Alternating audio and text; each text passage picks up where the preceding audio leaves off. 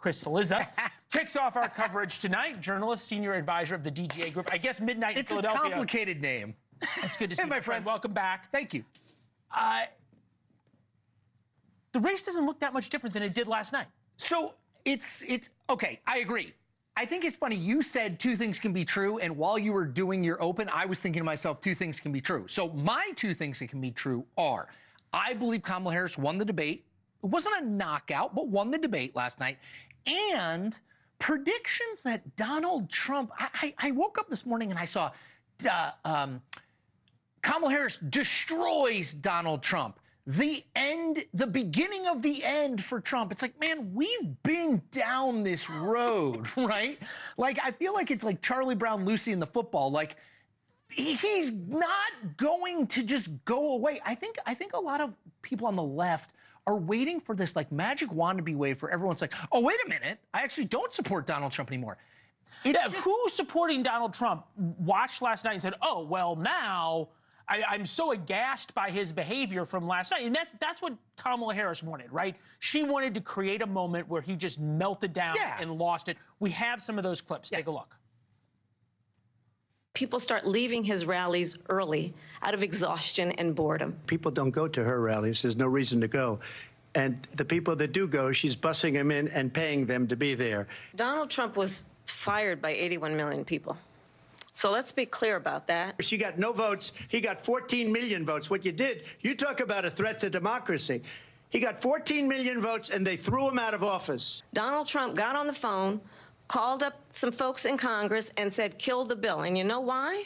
Because he'd prefer to run on a problem instead of fixing a problem. What they have done to our country by allowing these millions and millions of people to come into our country, in Springfield, they're eating the dogs, the people that came in. They're eating the cats. They're eating the pets.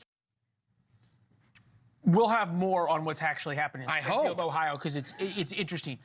But I've covered Donald Trump meltdowns before. That didn't happen last night. No, I mean, you and I have talked about this both on air and off air. I mean, my working theory of Trump is that basically he's got like one setting, almost always, with very few exceptions. The car goes about 60, it's not going to go 30, and it's not going to go 90, right?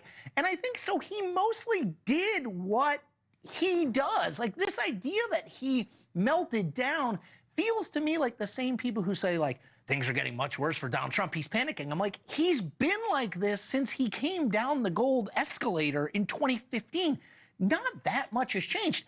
And to my mind, if you were for Donald Trump, there's nothing in that debate that's going to take you off that. If you're for Harris, there's nothing in that debate that's going to take you off it. And we talk about this all the time. If you are an undecided voter, the chances are high you probably didn't watch all 105 minutes of the debate. If you watched any, I'd be a little surprised. And so I just think making predictions about, oh, well, this will swing the race. Hillary Clinton, by my lights at least, won all three of the 2016 debates, and we know how that race turned out. Well, you flip this around, right? And you hear 60 million people watched the debate. Okay, well, 100 million watched the Super Bowl, and 160 million will vote. So that means that the majority of American voters did not watch last night.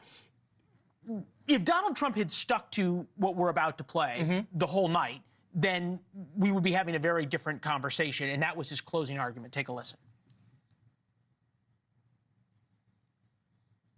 She's going to do all these wonderful things. Why hasn't she done it? She's been there for 3.5 years. They've had 3.5 years to fix the border. They've had 3.5 years to create jobs and all the things we talked about. Why hasn't she done it?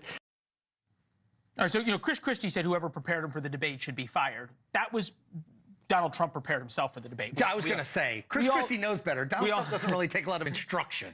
Thanks for watching. Go to joinnn.com to find NewsNation on your television provider. And don't forget to click the red subscribe button below to get more of NewsNation's fact-driven, unbiased coverage.